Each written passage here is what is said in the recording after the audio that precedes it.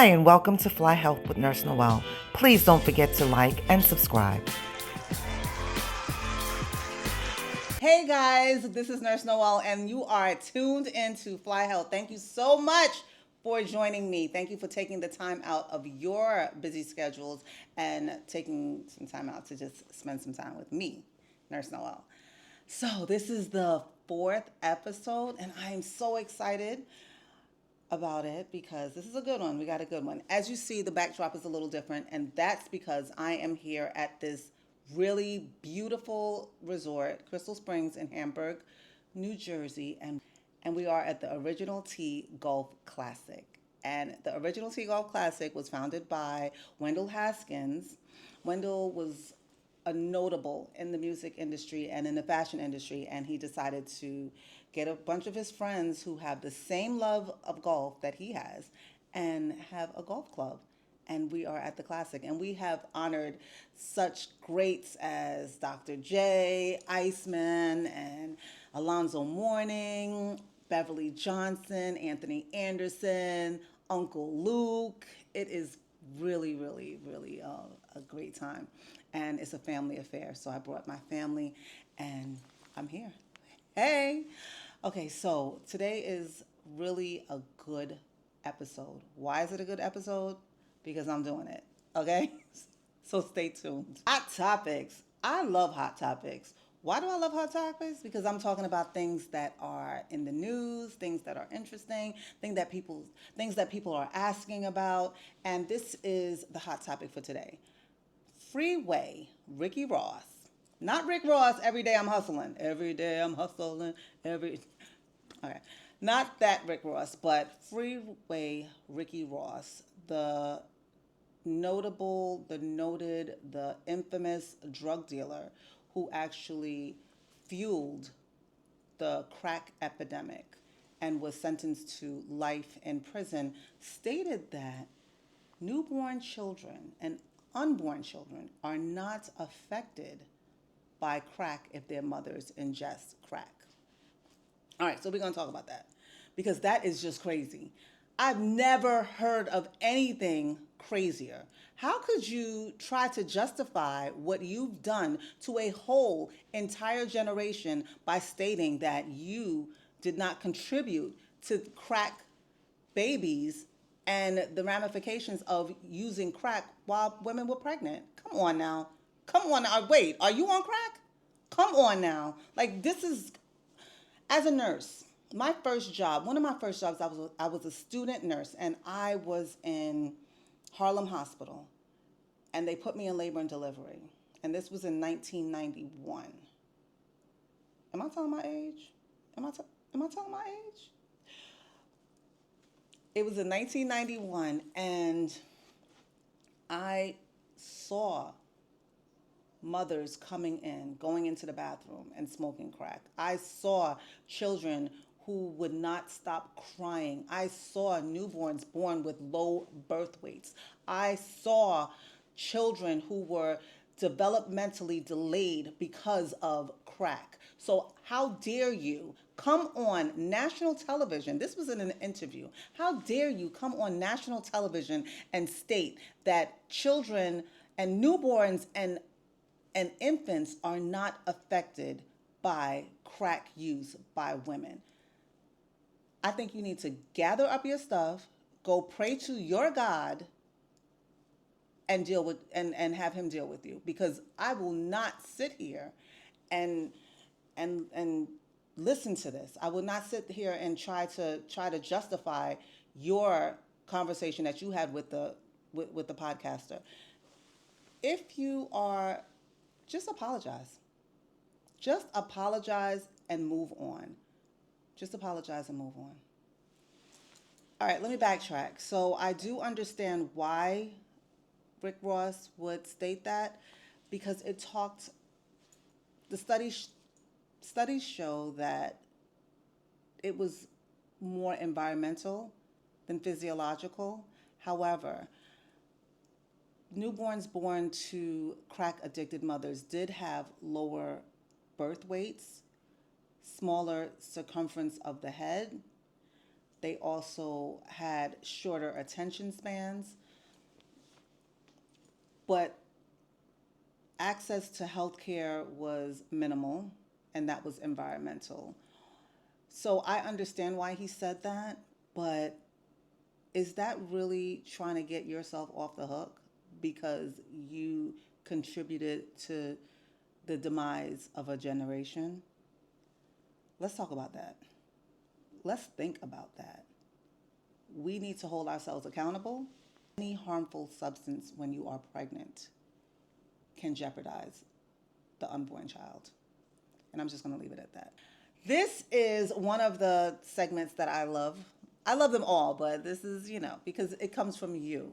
It comes from you, the audience. If you have any questions, please send them into flyhealthpodcast@gmail.com. I have my Jerlisa, my Juju here, and she's going to ask a question. I still have my Sunny Bunny, my Madison, as my executive producer and script supervisor, but Juju is going to ask a few questions. All right, Juju. All right, so we have a question here, and it says, "Hey, Nurse Noel, I'm 32 years old, and I had abdominal pain, which led to me going to the emergency room. When I got to the emergency room, they gave me a CAT scan, and I found out that I had gallstones. However, that CAT scan also revealed that I have fibroids. WTH, what should I do about this?"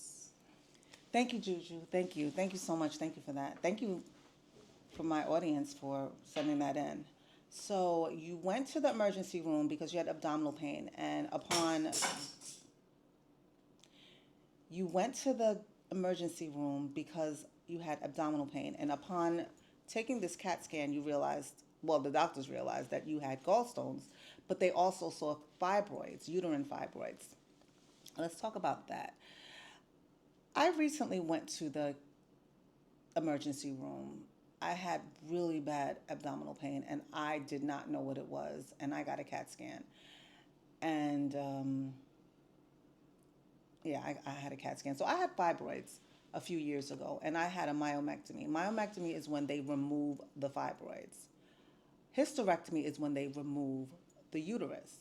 So at that time, I still wanted to have children, so I opted for a myomectomy where they did an incision. They can do it laparoscopically, where they take the little holes in the camera and they just take it out laparoscopically, or they can cut you and take the fibroids out like that. My doctor decided that he was going to do a myomectomy. Now, what the hell? What the hell? What the helly? Why wouldn't your GYN see that? A lot of fibroids you can't feel. So I go to Dr. T. Musha in Jersey City, and when I tell you Dr. T. Musha is the best GYN, OBGYN in the world, he's the best. I've worked with a lot, and I also worked with him when I worked at Harlem Hospital. However, he does a vaginal ultrasound in his office. If you don't have a vaginal ultrasound when you get your annual exams or when you get your exams, throw that doctor away. Throw it away. No, I'm just joking. But they should be doing ultrasounds, and that's where fibroids are detected when you do ultrasounds, whether it be a transvaginal where it actually looks like a dildo and they insert it and they can see the fibroids from there and they see all the structures, or they can do an abdominal where they take the jelly and they pass it on your abdomen and they can see the fibroids from there. So make sure that your GYN is using in the office ultrasounds. That way they can detect whether you have fibroids or any type of problems with your structures. Now, that's the reason why you didn't know, because there was no indication for, if you're not having any symptoms, then why do a CAT scan? They saw it by mistake. So now you would follow up with your GYN, and then they would send you for more testing and to see how big these fibroids are and if intervention needs to be taking place. Thank you for that question. I really thank you. Thank you. Let's take a long walk around the park After, take a walk with me. Take a walk with Nurse Noel. Walk in my shoes. I was at work. I was in the emergency room and I was in the ICU. And I had a patient, the most beautiful patient, really nice. And we were talking, and then she says, "My boyfriend is coming to see me." And her boyfriend came, and he had shorts. And this was interesting because he had shorts, and he also had an artificial leg. And so we started talking, and he told me that he was in a car accident and he had to have his leg removed. He had his right leg removed. Now, maybe about 3 hours later, she had another visitor. She had a visitor who came, and I didn't really get to see him. He was talking. I remember he had long pants on, but apparently that visitor had his left leg missing. He was in an accident with her boyfriend. They were going to help someone. And some people, he says, I was going to help someone, and this happens. You never know why God allows things to happen to us. So both of them were in the car. Both of them were in this horrific accident, and both of them had their legs amputated. One was the left and one was the right. So we started talking, and he was telling me that he went to UMDNJ, which is University Hospital in Newark, New Jersey. And I said, "What year?" And he said, "This was in 2015, 10 years ago." And a light bulb just went off in my head. And I'm thinking, I was working in trauma at that time, and I remember this case. There were two friends. They came in, they were unconscious. They came into the ICU. They went to OR first. They came to the ICU, and both of them had to have their legs amputated. And it was the most horrific scene that I've seen in a long time. And now this patient these two guys are going around to Kessler, which is a rehab institute, and they're talking to amputees. They're talking to others who have gone through this, and they're giving them encouragement, and they're praying with them, and they're talking to them. And this is it just when I tell you my eyes started to well up with tears, because if this is not a story of turning lemons into lemonade, then I don't know what is. When God puts certain things in your life, and when you are hit with hardballs, sometimes it's just time to thank God for these experiences, because we don't know much of how much we can help others in our times of crisis. So yeah, that was the walk, and it was so nice 10 years later to see these two men walking around and dancing around like nothing, and being able to laugh and joke and be thankful. The main event. How I love the main event. So all of this was a build up for my main event. And this show is about the title. I entitled it Not the PE in Your School. And when I talk about PE, it's funny because PE, physical education, I never liked physical education. I never liked PE. Who liked PE in school? Well, some people did. The athletes did, but I never liked it. I never liked changing. I didn't want people to see me in shorts, or, I just didn't like it. I didn't like it. I like sports, but I didn't want to do it in school. People coming back and smelling. It was just, no, thank you. But I digress. So PE, pulmonary emboli. Pulmonary emboli, PE. What is a PE? PEs come from DVTs, deep vein thrombosis. So I'm going to give you a story, but let me just educate and tell you what a DVT is, deep vein thrombosis. Clots that come from your legs or your arms and travel to your heart and go to your lungs, where you're not able to breathe and it can end up in death. Who had pulmonary emboli? Let me see. Serena Williams. She was diagnosed with pulmonary emboli. Chris Bosh was diagnosed with pulmonary emboli. Nick Cannon. Nick Cannon had a pulmonary emboli. And what are the causes of pulmonary emboli? One cause is immobility. And I just named two athletes. So, of course, they weren't immobile. But a lot of people don't walk enough. And when blood just sits there, it pools and it gets to be clots. So, immobility is one. Also, birth control. Birth control, hormone replacements, and birth control are the reasons why women get pulmonary emboli and deep vein thrombosis. Um, Let me see, what else? When you travel. So when you travel and not moving around. So when you get on the plane, please, bus, plane, please just get up and just move your legs or move them in place. Just get that mobility, get that blood flowing in your lower extremities and your upper extremities, because when people think of clots, they just think of your legs, but clots also form in your arm. There was a basketball player, if anyone knows about the basketball player that just was diagnosed with a pulmonary emboli, please tell me. They had a clot in their arm. Please tell me. Anybody? Madison? Juju, anybody can tell me who was the basketball player who just was diagnosed with this pulmonary emboli or deep vein thrombosis? They had a clot in their arm, but we'll get back to that. So I'm going to give you a story. I had, and when I say had, I mean my aunt died, my mom's sister, and she just had abdominal surgery. And I'm a nurse. I'm a nurse. Nurse Noel. But I'm a nurse. And one thing that we tell people, when you have surgery, it is important, very important, to walk. Early ambulation is key. And we want you to walk because we don't want you to form clots.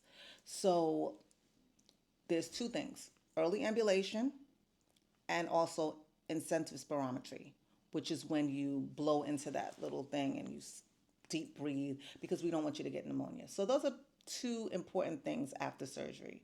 So my aunt, she got out of abdominal surgery, she came out, she was good, and she was walking, and then a few days later she died. This happens, this is so common. And even though the reason for death was not clear, my mother, who was a nurse, she was a registered nurse also, and we talked about it, and we really thought, she probably had a clot. And even though she was ambulating, even though she was, some people are just prone to clots. And I just want to urge you, then that's where my call to action comes in. I just want to urge you, if you are traveling, get up and walk. If you are on the plane, just get up and walk. When you see people walking, it's not because they want to. And also purchase those stockings. Purchase stockings that prevent clots. Purchase those stockings. They have socks now, and they're medical grade. So purchase leggings and socks that prevent blood clots. You can find them on Amazon. You can find them in Target. But please, when you're traveling, make sure that you are wearing those stockings and socks. Your legs and your life will thank you. So treatment for clots, you can take heparin, which is an injection that usually goes in the subcutaneous fat around the belly. I don't have any fat on my belly, so no. So so I do it in my arm, in the back of my arm. But that's a whole other that's a whole other podcast. Okay, but usually in the belly, heparin or Lovenox, or you can take Eliquis, which is a pill. And when I got my myomectomy, I was so terrified and scared that I was going to get a clot that I asked Dr. Musha to prescribe me Lovenox. So when I took the Lovenox, well, I didn't take the Lovenox. it was given to me. I called my brother Sherwin and I asked him, can you come over to my house every day for the next 10 days and administer this shot in my belly because I am petrified of needles, and I couldn't do it. It took me about a half an hour and I still wouldn't do it. So he came over and he iced my belly up, or he iced my arm up because I told you I don't have no fat, but he iced my arm up and he gave me the injection. So yeah, it was definitely a load off of my mind, especially that I have a possible family history of it. So Madison, what you looked it up? What was the name of the player, the basketball player? Victor Wembanyama. Victor Wembanyama. Okay, and what team does he play for? Plays for the San Antonio Spurs. Okay, 1. Rick Ross, you a fool. Number 2. Number 2, make sure you get some stockings or socks that prevent you from blood clots. And we call them TED holes. That's what we call them, TED holes. But any type of anticoagulating socks is definitely key. Number 3, what else did we learn? If you go to the GYN, ask for an ultrasound. Ask for a transvaginal ultrasound or an abdominal ultrasound. And number 4, what else did we learn from today? Oh, God will allow things to happen to you, to help you, and also to help others. Thank you for joining me with FlyHealth. This is Nurse Noel. See you next week. Peace!